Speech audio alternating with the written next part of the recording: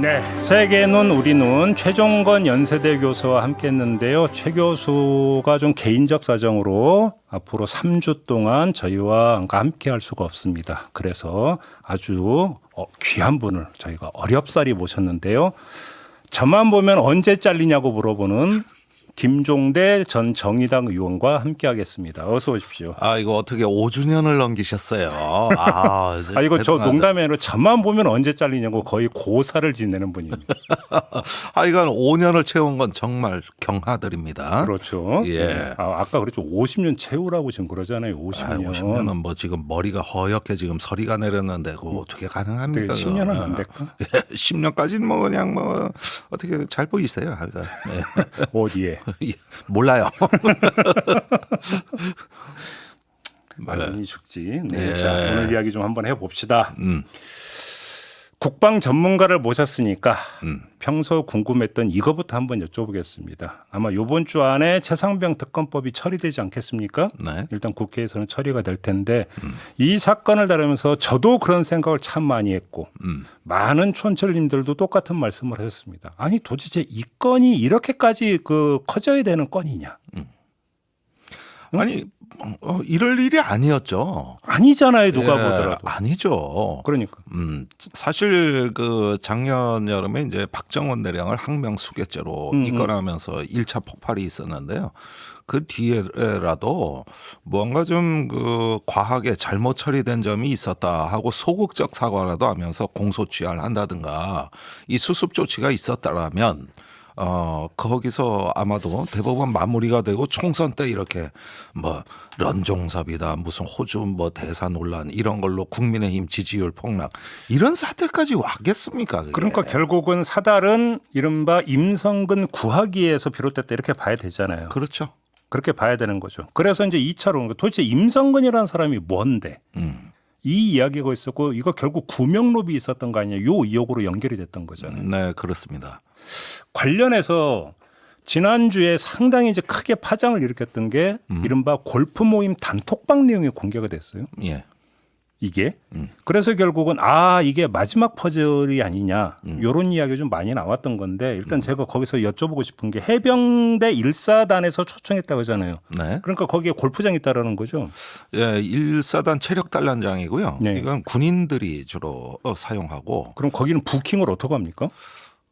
이게 그 금토일 이렇게 주말 부킹의 경우에는 현역 군인이 반드시 부킹을 해야 됩니다. 민간인만 와서 칠 수는 없는 거죠. 예비역도 안 됩니다. 군 민간인이 골프장이. 안 돼요. 안 됩니다. 안 되죠. 예. 그러니까 이 부킹 자체를 사단장이 한 거예요.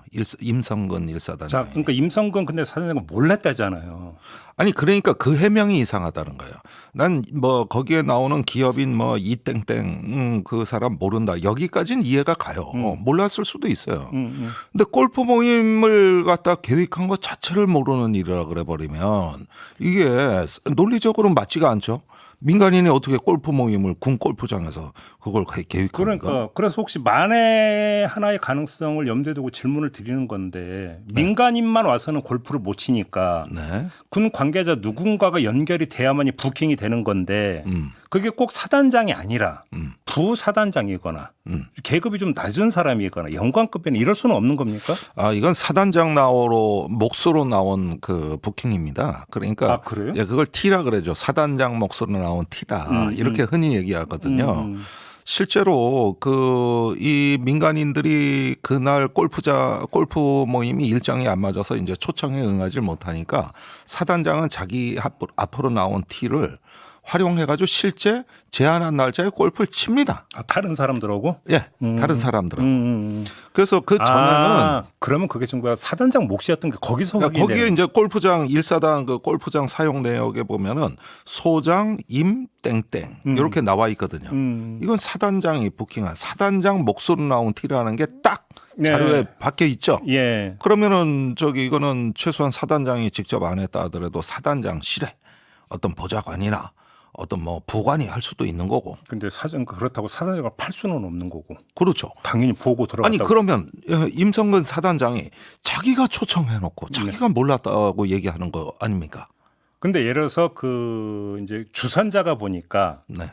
A 씨라고 하는 사람이잖아요. 네. 그 청와대 경호처 출신의 그렇습니다. 이 사람은 알 수 있었지만 지금 문제의 그 인물 이 땡땡이라고 하는 사람 사실 이름 다 나왔어요. 네. 이 사람은 몰랐을 가능성은 어떻게 보십니까? 아니 나는 그때까지 몰랐을 수도 있다고 봐요. 그거는 뭐 사단장이 몰랐다 그러면 우리가 반증은 없어요. 그러나 그 골프 모임의 대화가 이것이 전부냐? 사실은 그때 이 자기가 어떤 골프를 주말에 치는데 모 씨를 통해 가지고 이렇게 해병대 예비역을 초청을 했다 그러면 그 사람들이 누군지는 알고 있을 거 아닙니까? 그 다음에 이 골프 치는 그 모양이 어떻게 됐냐면 민간인 5명이 가서 사단장과 사단 참모들하고 섞어서 팀을 2팀으로 나눠요.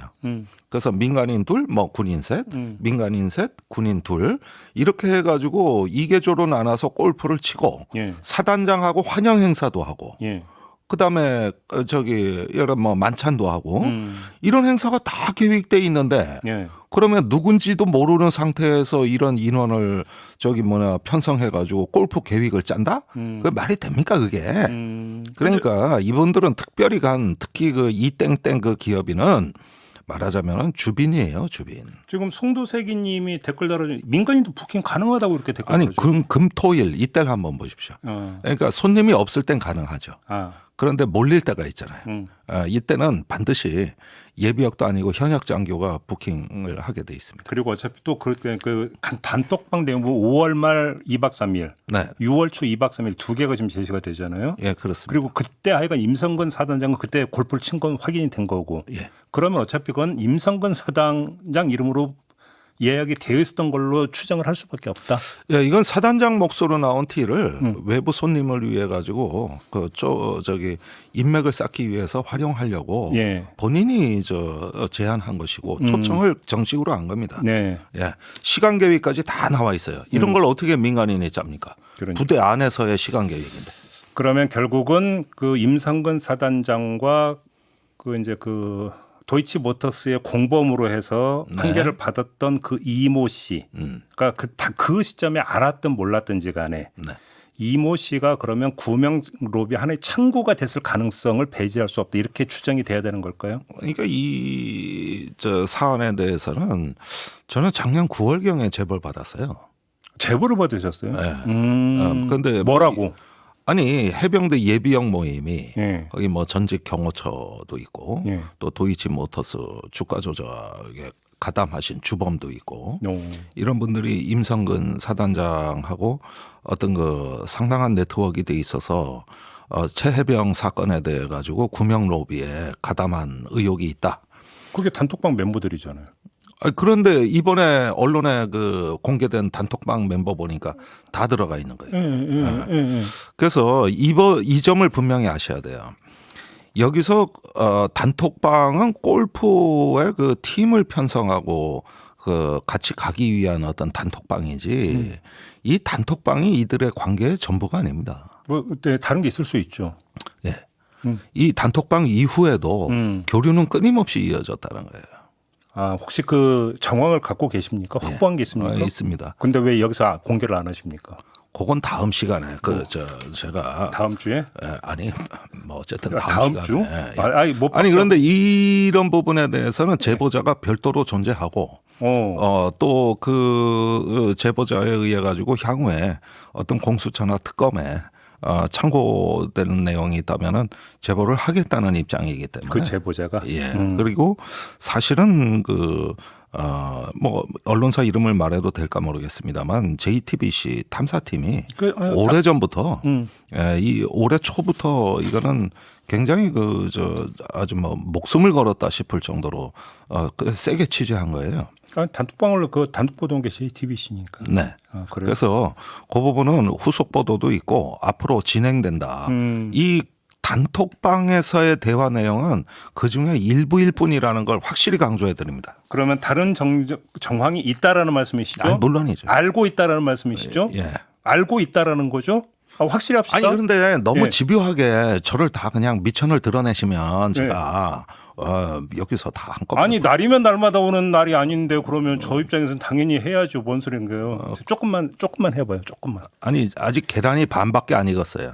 반이나 이것은 반숙이잖아요. 반숙. 아니 좀 익혀야 돼요. 요즘 저 그러면- 살모렐라균도 있고 그래서 지금 봐 제비꽃님 당장 지금 댓글 달잖아요. 딴 방송 가서 터뜨리시려고 지금 이렇게 댓글 달잖아요. 지금. 아니 언제 뭐 자주 초청한 것처럼 자주 출연시킨 것처럼 얘기하네. 내가 여기 어쩌다가 우리가 뭐 알고 1년에 지낸 한두 사이가 번 몇 나오는데 년인데 지금 도대체 지금. 이걸 가지고 뭘 그렇게 기득권을 주장하십니까? 그래. 호랑이님이 댓글 달잖아. 5주년 선물로 내놓으라잖아요. 5주년 선물? 그럼 제가 다음 시간에 조금 더 진전시킬게요. 다음 주 오케이 약속하셨어요? 예. 오케이. 자, 엮였네. 예. 촌철님들 지금 정확히 기억해 주시기 바로 다음 주에요. 네. 근데 하나만 더 여쭤볼게요. 그 디펜스 21 편집장도 지내셨잖아요. 그렇습니다. 편집장이 촉으로 지금 JTBC가 단톡방 내용을 그냥 다 공개를 해버린 거잖아요. 네. 문구까지. 네. 다시 말해서 이거는 단톡방에 접근할 수 있었던 그 누군가가 제보하지 않고선 그렇게까지 그 내용이 공개될 수가 없거든요. 네. 그러면 그 단톡방 멤버 중에 그 누군가가 제보자다 이렇게 봐야 되는 거 아닙니까? 합리적인 해석입니다. 네, 제가 더 이상은 밝힐 수가 없는데 예. 그럴 만한 사정이 있는데 합리적인 해석이다. 합리적인 해석이다. 예. 그러면 당연히 그 다음에 따라붙는 건 제보의 동기와 이유가 될 거 아니겠습니까? 네, 그렇습니다.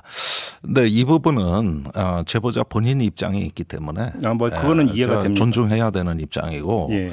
단 예. JTBC는 그 지난주에 입법 청문회에서 임성근 사단장이 단호하게 그 이땡땡 기업인을 모른다고 하는 데서 조금 문제 의식을 느꼈나 봐요. 그건 이제 명백한 거짓말이라고 판단했다는 겁니다. 문제가 있다. 그래서 그 단톡방을 공개한 것이고 그 뒤에 이게 전부가 아니라는 거. 그럼 속편이 나올 수 있다? 예, 있습니다. 예, 그런 부분을 제보자하고 협의해 보겠다는 입장이기 때문에 네. 저희가 조금 시간적 여유를 주는 것도 나중에 정확성을 기하는 데 도움이 되겠습니다. 아무튼 제보자가 있다. 그럼 마지막으로 이 질문 드릴게요. 그럼 이 제보자가 어디까지 찾아갔다고 봐야 될까요? 공수처까지 갔다고 봐야 될까요? 공수처는 안 갔습니다. 그러니까 공수처는 최근에 이런 걸 언론 보도 보고 알았을 겁니다. 그러면 공수처는 이 단톡방 내용을 확보를 못하고 있었다? 못하고 있었습니다. 그러면 그 사람들에 대한 통화 기록도 지금 현재 확보가 안 돼 있다고 봐야 되겠네요. 그거는 임성근 사단장의 휴대폰이 스모킹건입니다. 예. 그런데 아직까지 못 풀었어요. 못 풀었다는 얘기가 있더라고요. 네. 근데 아니 제가 여쭤보는 건 임성근 사단장 말고 네. 그 단톡방에 등장하는 사람들의 통화 기록 혹시 이것도 지금 아직 확보를 못하고 그것도 확보가 안 됐죠. 이분들은 피의자도 아니었고 참고인도 아니었고. 왜 여쭤보는지 아마 더 잘 아실 것 같은데 지금 그 세간의 의혹 가운데 하나가 그 이모 씨라는 사람 이 사람 이른바 구명로비에 만약에 그 창구였다는 의혹이 행여라도 사실이라면 이 사람의 통화 기록을 당연히 뒤져야 되는 거 아니겠습니까? 네, 그건 앞으로 과제입니다.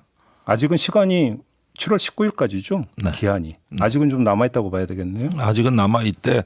이거는 이제 본격적으로 로비설로 수사 범위가 확대되는 것이고. 그렇죠. 그리고 드디어 그 수사가 대통령실 문턱을 넘어설 수도 있는 거기 때문에. 그렇죠. 그렇죠. 예, 이게 굉장히 그 국면이 바뀝니다. 그렇죠. 네. 알겠습니다. 오늘은 상도 이상 여기까지만 여쭤보겠습니다. 예, 앞으로 계속됩니다. 다음 주에 예. 그 약속을 하셨습니다. 아니 그 너무 저한테 뭐 돈 맡겨놓은 거 있습니까? 뭘 자꾸 달라고 좀 그러십니까? 이따 케이크 같이 드시고 예. 가시죠. 제가 뭐 돈 빌렸습니까?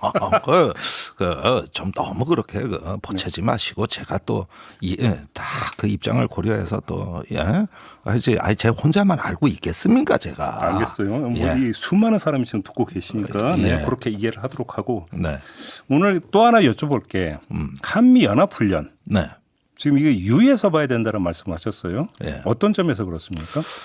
마침 오늘 아침에 북한이 또 탄도미사일을 쐈어요. 그래 전반적인 해석이 북한이 그 지난 3월에 한미 연합 훈련 때도 조용했잖아요. 그때 미국 전략자산도 안 왔잖아요. 그래서 우리가 총선을 편하게 치렀다는 말도 있는데 그런데 요즘은 돌연 항공모함이 오고 북한이 미사일을 막 쏘고 왜 이건 또 웬 그 뜬금포냐 이렇게 생각하시는 분들 많아요. 왜 그러는 건지. 그런데 이번의 경우에는 제주도 남방에서 지난 26일부터 29일 벌써 지난달이네요. 그 진행된 한미일 삼국 연합훈련과 모종의 관련이 있습니다. 그래요? 예. 어떻게요? 이 어제 이제 북한 외무성에서 나온 담화를 보면 이번 상국 훈련에 대해서 이거는 나토와 같은 집단 방위 체제가 조직화 체계화되는 것이다. 이러면서 아주 굉장히 격렬한 반응을 보였고 그 뒤에 미사일 발사가 이어졌거든요. 그럼 도대체 이 훈련이 뭐길래? 아니, 어떻게 진행이 되고? 근데 이게 이제 그 올해 최초로 사상 최초로 한미일이 올 도메인 오퍼레이션이라고 하는 다영역 훈련을 진행했다 이겁니다. 다영역? 예. 다영역이라는 것은 공중, 지상, 해상, 수중, 우주, 사이버 이렇게 그 군사 작전의 영역이 많잖아요. 이거를 횡으로 통합해서 한꺼번에 그 연동해서 시스템으로 이런 어떤 다층적인 영역에서의 군사훈련. 그러면 과거에는 뭡니까? 한미 해상훈련을 했다. 한미 연합 공중훈련을 했다. 이런다면 그게 아니라 이렇게 각 기능별로 따라하는 게 아니라 전쟁 시나리오를 딱 하나 만들어 놓고 여기에 모든 자산, 모든 영역의 작전 요소를 다 투입해 보는 거. 이걸 다영역 작전이라고 해요. 그런데 이건 이미 나토의 표준이 됐어요. 그래서 나토에서는 합동 다영역 작전이라는 게 이제 교리화되고 체계화되고 있거든요. 그러니까 이것을 아시아, 동북아시아의 동맹국가도 시연을 하는 최초의 이번에 훈련이 진행이 된 겁니다. 일본까지 포함해서? 네. 그래요? 그러면은 이 훈련을 실시한다는 건 무슨 의미냐면은 앞으로 한미일 삼국의 무기 체계, 지휘 통제 체제, 정보 경보 발령 체계 이런 것들이 시스템적으로 통합돼 나간다는 뜻이에요. 예. 그러니까 일회성 훈련으로 끝날 게 아니다. 그래서 올해 아마 한 11월쯤에 이제 한미일이 그 이런 어떤 다영역에서의 군사적인 협력 체계를 하나의 프레임워크로 만들어 나가는 이런 어떤 그 종합 문서가 발표될 것 같아요. 그래요? 네. 이게 지난 6월 2일 날 샹그릴라에서 열린 그 아시아 국방장관 회담에서 한미일이 합의한 내용이고 그 합의에 따라서 다영역 훈련이 나왔고 그다음에 올해 하반기에 문서가 나온다. 이런 거예요. 그 전초가 윤석열 대통령 미국에서 워싱턴 선언이었나요? 그걸 채택할 때 뭐 사이버 우주까지 포괄하는 그 내용이 들어가 있잖아요. 네. 그게 이제 한미 간의 합의인데 여기에 이제 다시 일본까지 포함이 돼서 다영역으로 다 확장이 된다. 이런 그림이 되는 겁니까? 그 워싱턴 선언이 이제 작년 4월에 한미 간의 그 문서였다면 넉 달 뒤에 8월 18일 날 캠프 데이비드에서 네, 맞아요. 한미일 정상회의가 바로 그 워싱턴 선언을 한미일 삼국 차원으로 확대한 것이다. 아주 역사적 회담이었고 여기서 예고가 된 거예요. 거기서 이제 한미일이 안보 협력을 다영역에서 다층적으로 하는 여러 가지 어떤 그 조항들이 나옵니다. 그게 올해 6월 그 한미일 장관회의 여기서 이제 다시 구체화되면서 본격적인 실행 국면에 들어갔다. 그럼 뭐 예를 들어서 이제 문재인 정부 때 지소미아를 유지하느냐 마느냐 갖고 이제 상당히 논란인데 그 정도의 수준은 이제는 약과다 이런 겁니까? 그거는 이제 정보 공유 차원인데 그때만 하더라도 이게 뭐 USB에 담아서 준다. 그러니까. 또는 프린터해서 준다. 그러니까. 이게 그 당시 지소미아였어요. 근데 이거 좀 시스템 통합이. 근데 지금은 그게 아니에요. 시스템 통합입니다. 그러면 예컨대 주한미군 자산도 이 경북 성주에 사드 레이더가 있지 않습니까? 그런데 이 엑스밴드 레이더, 사드 레이더가 일본에 2대가 더 있습니다. 그러면 이거를 연결하면 삼각형이 나오죠. 그렇지. 이렇게 탐지하면 정확도가 훨씬 높아지겠죠. 크로스 체킹이 되니까. 예. 이런 것도 시스템 통합이 가능한 것이고, 그 다음에 정보를 공유하되 공유해서 이거를 단순히 데이터로 보는 것이 아니라 해석된 데이터, 즉 식별하고 판단하는 영역까지도 그것까지 같이 갈 수 있잖아요. 이런 부분들에 대한 공동 표준 절차, SOP라고 하는 표준 행동 절차까지도 같이 만든다. 몇 년 전 버전으로 하면은 그 우리가 미국이 MD 체제에 편입이 되네 안 되네 해갖고 상당히 논란이 있을 때 우리 정부는 아니다 KMD로 간다 우리는 뭐 이런 얘기 많이 했었잖아요. 네. 근데 이것도 다 철진한 얘기가 되는 거고. 다 철진한 얘기예요. 다 통합돼요. 그래서 이게 미국이 이제 나토 유럽에서는 이렇게 여러 나라들의 집단 방위 체제를 하지 않습니까? 네네. 근데 동아시아에서는 그것을 축소한 형태, 이걸 소다자주의라 그래요. 네. 그래서 오커스, 뭐 또 이번에 한미일 이런 식으로 듬성듬성 나토 표준을 적용하는 집단 블록화를 갖다가 작은 규모로 여러 개를 만드는데 이제 한미일이 본격적인 출발선에 섰다. 이렇게 되는 것이죠. 근데 그러면 이거는 내용적으로 사실상 한국과 일본 간의 군사 동맹으로 가는 거잖아요. 거의 뭐 준동맹이란 말까지 나오고 있는데요. 이게 시스템적으로 얽히면은 예. 무슨 문제가 있냐 하면은 이제는 서서히 우리가 왜 이런 안보 협력을 하는지에 대한 정책이 있어야 돼요. 그게 공동의 적입니다. 즉 중국, 러시아, 그렇죠. 북한 이렇게 해가지고 대만 해협이나 남중국해 이런 구체적인 시나리오를 기초로 해서 이런 시스템이 연습이 되는 거기 때문에 이제는 공동의 적이 생긴다는 얘기고 동맹행위나 집단 방위의 전제 조건은 공동의 적이 있느냐 없느냐입니다. 그렇죠. 예. 그냥 뭐 연습만 한다고 뭐 이게 프로야구처럼 뭐 투수 꿔주고 뭐 타자 빌려주고 이런 개념이 아니에요. 그러니까 삼성, 한화, 롯데가 그냥 한 팀으로 엮인다는 거예요. 공동의 한 팀으로. 그럼 안 되지. 그러니까 이게 그냥 시스템이 통합되는 건 그 자체 하드웨어로 끝나는 게 아니라 예. 높은 차원의 정책적 협력까지 나간다. 그건 뭐냐면 공동의 적입니다. 아니 군사적 일체화라고 표현해도 되는 거 아닌가요? 그러면? 일체화 그런데 이건 뭐 이제 인티그레이션 일정의 어떤 시스템 통합이다. 그러니까. 무기 체계와 정보 심지어는 리더십과 교육 훈련까지 예. 이런 것까지 여러 영역에서 다 층적 수준에서 다 협조가 된다는 뜻이. 근데 다 협력이 된다. 저는 그럼 궁금한 게 이게 사실상 준 군사 동맹이라고 한다면 이게 정부가 단독으로 추진할 수 있는 성질의 문제예요? 국회를 거치지 않고? 원래 동맹은 조약에 의해서 체결되는 것인데 그러니까. 그 조약은 국회 비준 사항입니다. 그렇죠. 국회는 동의권을 갖고 있죠. 네네. 근데 이런 것들이 이제 캠프 데이비드에서는 약간 애매하게 표현이 된 게 이 캠프 데이비드 공약은 어떤 강제적 구속력이 없다.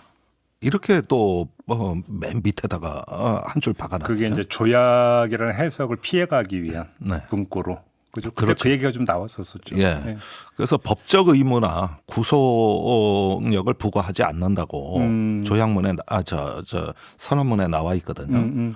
이렇게 해서 어떤 법적인 시비를 피해가는 것이죠. 쉽게 말하면 꼼수죠.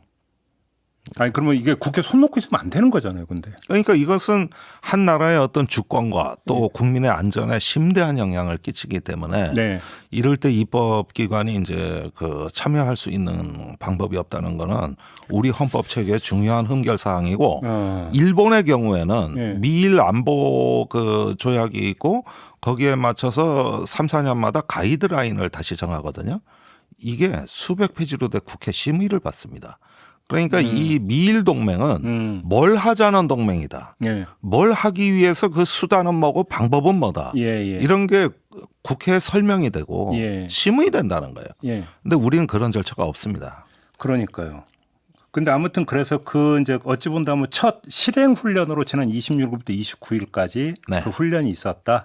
그래서 북한이 예민하게 반응해서 탄도미사일도 쏘아올리고 막 이러고 있다. 그런데 이제 중국이나 러시아는 이런 어떤 한미일의 움직임을 매우 예의주시하고 심각하게 바라는 보고 있지만 당장 어찌 해보질 못하는데 북한이 맨 앞에 돌격대로 나서서 그 한미일 훈련을 규탄하며 탄도미사일을 뻥뻥 쏴대면 존재감이 높아지겠죠. 그럼 중국, 러시아 사이에서 혹시 얼마나 북러 조약도 이거에 대한 대응이라고 해석할 여지가 있습니까? 저는 미러링이라고 봅니다. 미러링이다. 예, 한미 또는 미일의 동맹이 점점 다차원적이고 전 영역에서의 이렇게 협력을 촉진해 나가는 데 대한 어떤 하나의 미러링 반응으로서의 북러 밀착이다. 그리고 내용도 유사하다. 예. 푸틴이 와가지고 김정은 위원장하고 체결한 어떤 협정 문안을 보면은 꼭 이게 어떤 윤석열 대통령이 미국 가서 발표하는 문안으로 착각을 할 만큼 유사한 대목이 굉장히 많습니다. 포괄적, 전략적, 동반자 관계 뭐 이런 데서 이제 여러 가지 어떤 경제 공급망이라든가 안보 협력 더 나아가선 유라시아 이니셔티브를 북한과 러시아가 비전을 공유한다는 거 아닙니까? 이런 부분들이 어떤 세계에 지정하게 함께 가는 어떤 동맹이다. 함께 가는 협력자다. 이런 부분들이 꼭 한미 관계 발전하는 어떤 그 문법을 그대로 답습하고 있죠. 결국은 한반도가 이제 신냉전의 한복판이 된다 이런 얘기네요. 근데 이제 냉전이라 그러면은 어떤 군사뿐만 아니라 모든 어떤 문화, 이념 또 경제에 이르기까지의 어떤 전방위적인 대결 체제인데 네. 지금 안보 협력은 냉전으로 가는 게 맞아요. 예. 그러나 사회, 경제, 문화, 이념 부분에서도 그러냐 하는 데는 여기는 또 아직은 냉전까지는 안 갔지만 중단은 돼 있지 않습니까? 예. 그래서 이런 어떤 세계의 분리와 장벽이 세워지는 게 냉전에 비견될 수는 없지만 유독 안보 협력 분야, 즉 지정학을 다루는 분야가 이렇게 어떤 그 독주하는 듯한 양상을 보이는 것은 매우 어떤 국가적으로 좀 균형이 깨지고 있는 거 아닌가 이런 생각이 드는 것이죠. 좀 심각하네요. 말씀을 듣다 보니까 정리를 하면. 그럼 어떻게 해야 되는 겁니까 여기서? 근데 저는 그렇게 생각합니다. 지금 미일 군사 지휘 체계도 아주 심각하게 개편되고 있거든요. 그래요. 어떻게 해요? 우선 일본이 합동군 사령부가 올해 창설이 됩니다. 여태까지 사령부가 없는 군대였어요. 그랬는데 육상, 해상, 공중 그 자위대 그 전투 행동을 이제 통합 지휘하겠다는 사령관이 탄생하고 이거에 맞춰서 주일미군 사령관도 격상이 된다는 거거든요. 그래서 양쪽의 지휘 협조기구 말하자면 우리나라 한미연합사령부와 유사한 형태의 무슨 새로운 협조기구가 생겨난다는 소문도 들리는데 지금 일본 자위대가 옛날 자위대가 아닙니다. 옛날에 완전히 행정군대, 관리군대지 그 전투형 군대라고 볼 수가 없었어요. 그렇죠. 근데 요즘 하루가 다르게 달라지고 있습니다. 하루가 다르게. 그러면서 미일 동맹이 엄청나게 이제 지역 이슈의 하나의 어떤 주축으로 도약하고 있는데 한국이 그 속으로 들어가는 거거든요. 이렇게 되면 올해 안에 한국에 뭔가 독촉장이 날라올 가능성이 있는데 지금 미국, 일본이 대만 해협 문제에 공동의 행동을 취하는데 한국이 아직까지 의사표명이 빠졌고 누락돼 있다. 이제 한국 정부도 입장 표명을 해라. 이런 압박이 들어올 가능성이 높죠. 그런데 그걸 하기 위해서 일단은 시스템적으로는 다영역 작전을 하면서 능력을 먼저 역량을 준비하고 어느 순간인가는 우리가 그 남중국해나 대만 해협에서 미일 동맹의 어떤 프레임워크 속으로 들어가게 될 가능성이 점점 더 고조되고 있다고 봅니다. 그다음에 대한민국 안에서 제어 기제는 지금 작동을 안 하고 있다. 그러니까 이게 뭔지를 국민들에게 설명을 하고 좀 알려줘야 될 거 아닙니까 이게. 아니 국민들에게는 둘째치고 좀 국회에서 이게 지금 쟁점화돼 가지고 뭐 한다는 얘기는 저는 그것도 별로 들어본 적이 없는데. 글쎄 이제 입법기관도 거의 뭐 체념을 했는지는 몰라도 네. 윤석열 정부가 그동안에 말로 떠들어 왔던 것들이 지금은 실행 국면이라는 걸 좀 우리가 준엄하게 봐야 될 것 같아요. 그렇네요. 네. 알겠습니다. 자 오늘은 이렇게 좀 이야기 좀 마무리하고요. 네, 다음 주 월요일에 다시 뵙는 걸로 하겠습니다. 네, 수고하셨습니다. 감사합니다. 김종대 전 정의당 의원과 함께했고요. 저도 물러가겠습니다. 고맙습니다.